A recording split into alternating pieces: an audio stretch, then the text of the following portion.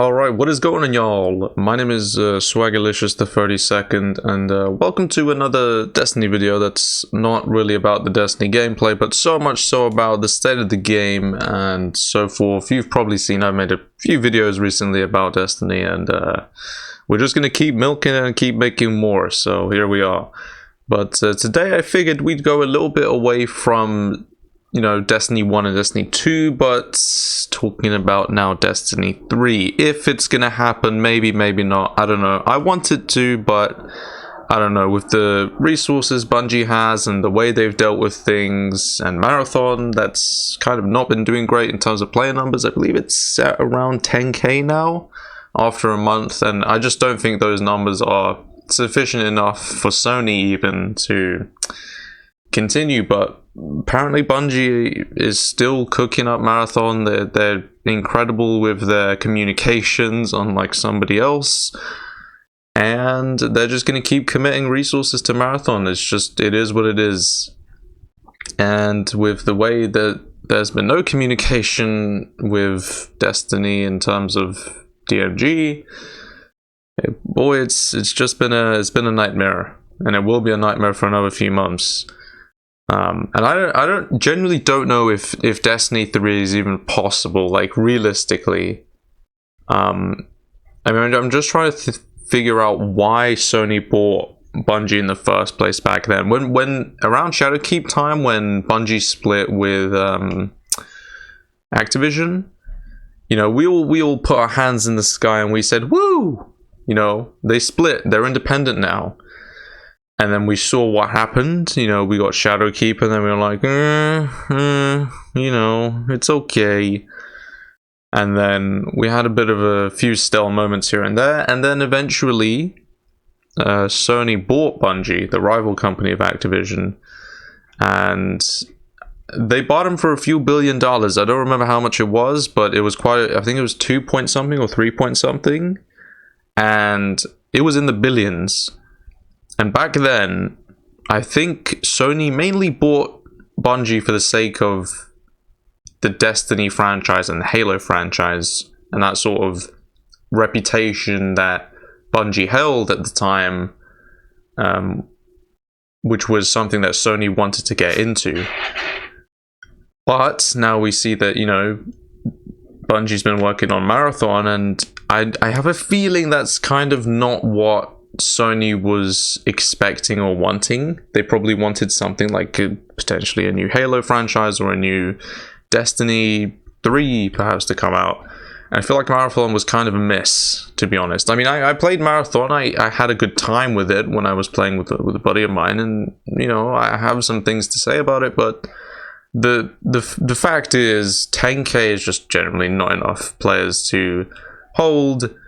And I don't know if Destiny 3 is even going to be in the making, but if it is in the making, maybe this is something that the developers should be hearing. And there's loads of people that have made videos on what Destiny 3 could be, the things it could include. This is going to be a similar sort of video. I'm still going on about this. Jesus Christ, the intro is like 10 minutes long. But this is the main part of the video, which is Destiny 3, what could it have, what old features that made Destiny 1 and 2 good, and also what potentially new features they could have that could make Destiny 3 its own unique thing, and specifically, hopefully, something great that a lot of people can enjoy. Obviously, one thing being not having the portal, because we've seen what that has done, and we're not going to talk about that anymore.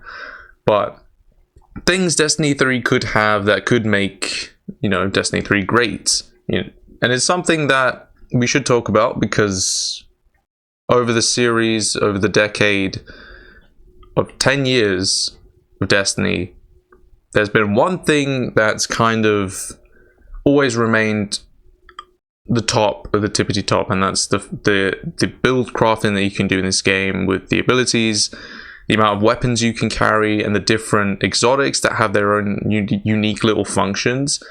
That's the main part of Destiny. That's the thing that really makes Destiny its own unique thing, that separates it from other games like Warframe.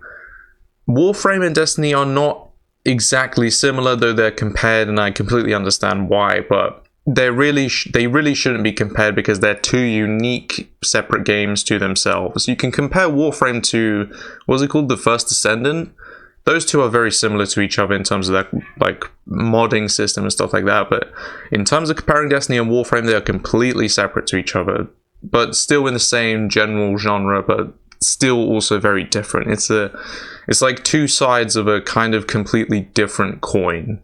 So, but at the same time, it's the same coin as well. It's complicated, but you know what it is. Anyway, as I was saying, the gunplay, the exotics, the armor, the things that Destiny has done well throughout its lifetime is the weaponry, the exotics. Although some have been a bit hit and miss here and there. Sometimes they release exotics that are just kind of so niche that they're kind of ass, and it doesn't really have a good use for it. And it kind of gets a low percentage uses basically because it's that ass. So they need to really focus up on what exotics could potentially be good in the future. And I don't know what Bungie's like thing with balance is, because they love nerfing shit. Like literally anytime an exotic gets used or an ability that becomes overpowered, like the Warlock hand grenade, they will nerf it, and they will nerf it very quickly. And it sucks. The dev team is on that nerfing stuff, but when we need buffs, they're kind of slow. It's a bit complicated how that works as well. But that's its own separate issue of balancing and stuff like that. But anyway, to the next point. We've talked about armor, we've talked about exotics, we've talked about weapons, and you know how that can mingle into Destiny 3, because the gunplay of Destiny, it's incredible. I give it to Bungie. They're really good at that. What else should we have? A focus on the director, and I personally think the Destiny 1 style, where you can select your own missions, that's peak. It makes sense. You know, you can select your missions by clicking on the planet, and then it will literally say, oh, you've got this mission to do. It's lit up. Then you can select the difficulty. The higher the difficulty you select, the more XP, glimmer you gain, maybe some potentially better loot, stuff like that. Simple things, right? And you'd believe it or not, but you know, this wasn't a thing that got taken over into Destiny 2, which was very interesting. And the thing as well is they made patrols kind of doo-doo in Destiny 2 as well. In Destiny 1, doing patrols was actually kind of good, because the public events you do that you do in Destiny 1 give you, you know, rare gear that's gonna exponentially help you increase your power level.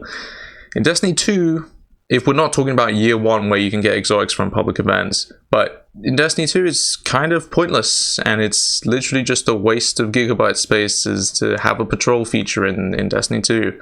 And it's been neglected for a very long time. I swear to God, it hasn't been touched since the release, apart from when they nerfed the exotic drops from those heroic public events. But anyway, public events don't have a purpose. Patrols kind of got worse in Destiny, but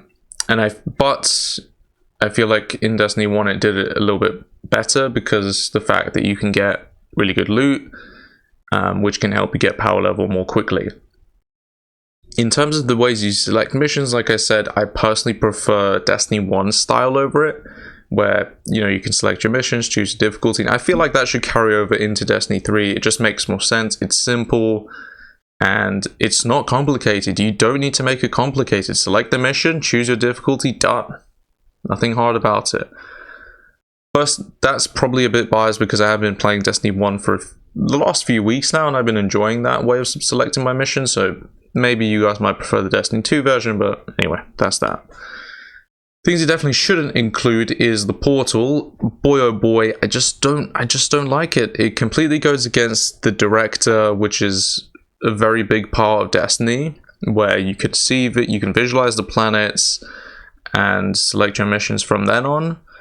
The portal is kind of just a text of words. It's unappealing, it doesn't look nice, and it might just throw new players off. Oh, you know what we should talk about?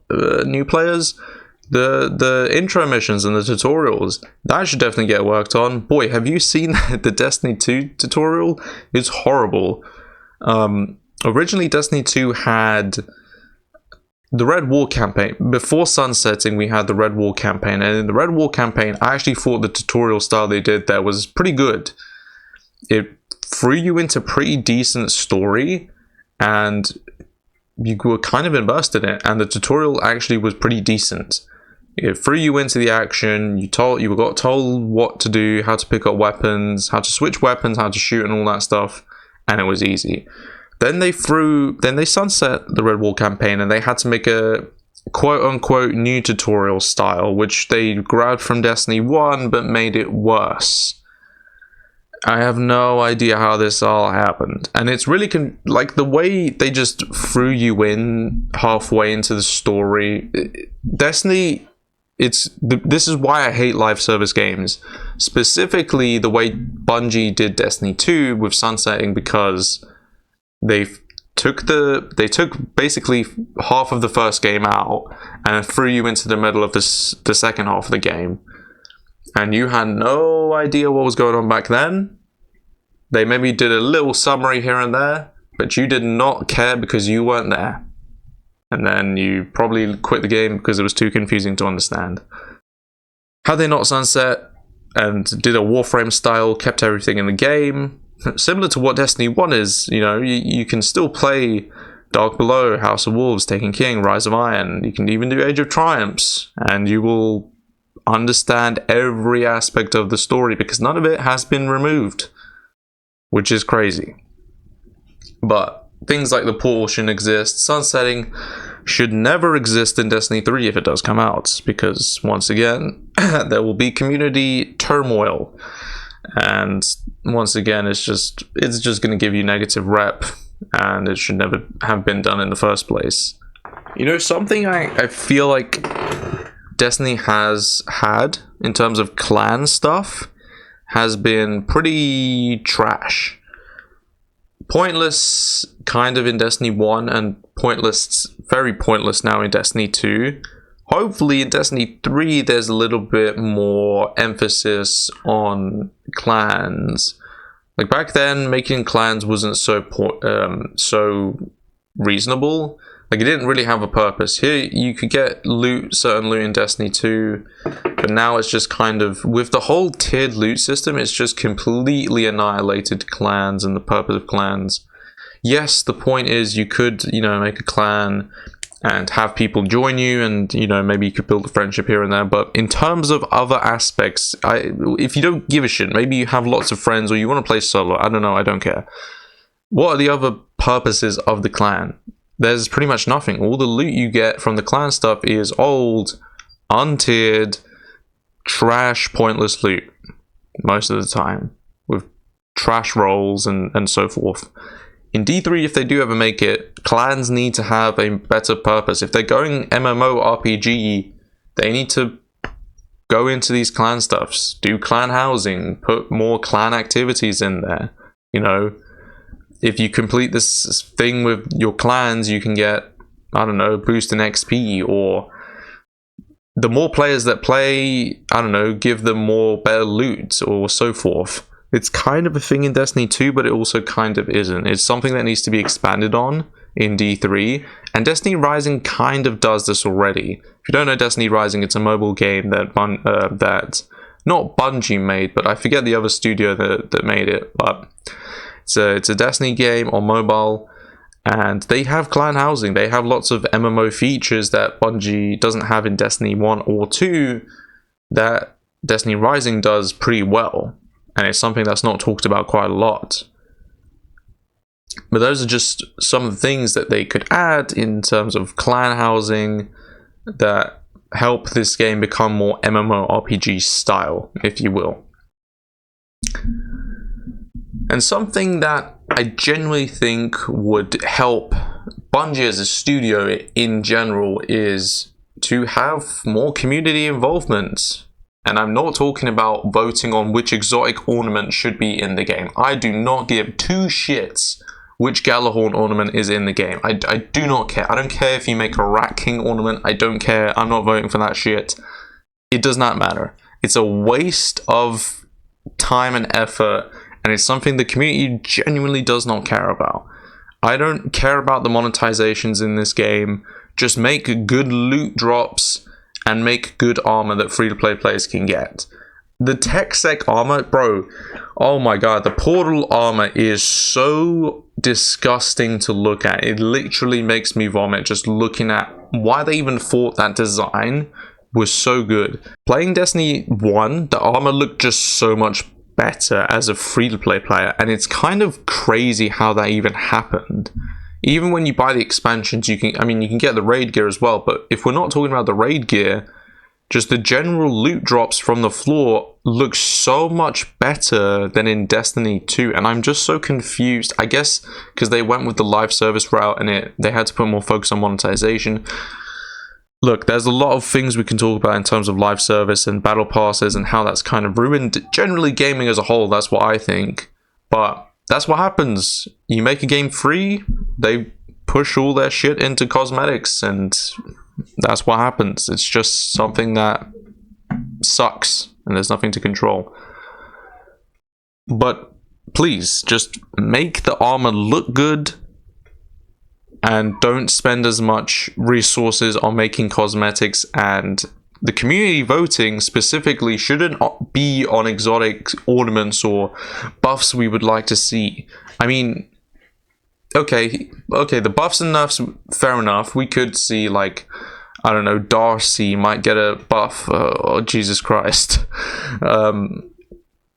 But really, it's more about the decision making that goes on in terms of things like story or new features that could be added to the game. Why has Sparrow Racing League still not been added to Destiny 2? Why has this not been added, bro? It's been 10 years, chat, and SRL is still not in Destiny 2. One of the most beloved game modes in Destiny 1 that did not transfer over. I don't know, maybe it's just takes a mind-boggling amount of gigabyte space in their storage system. I don't know. But it's just I don't know. Anyway, community voting. What game modes would you like to see us bring in?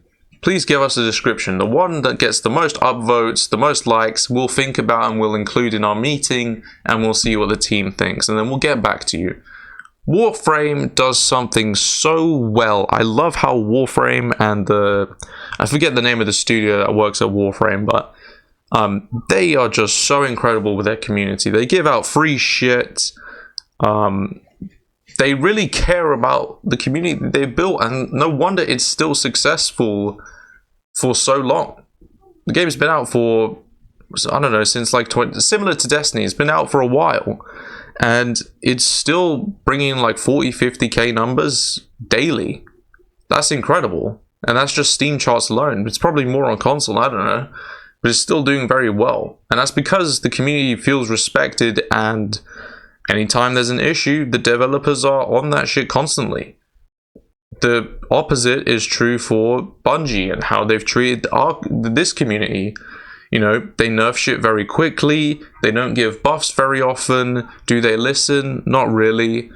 And they release slop sometimes, and it's kind of disappointing and it's frustrating to hear, because I know what this company can do. I've seen them do Halo. I've seen them work at Destiny. Why did they fall off so hard?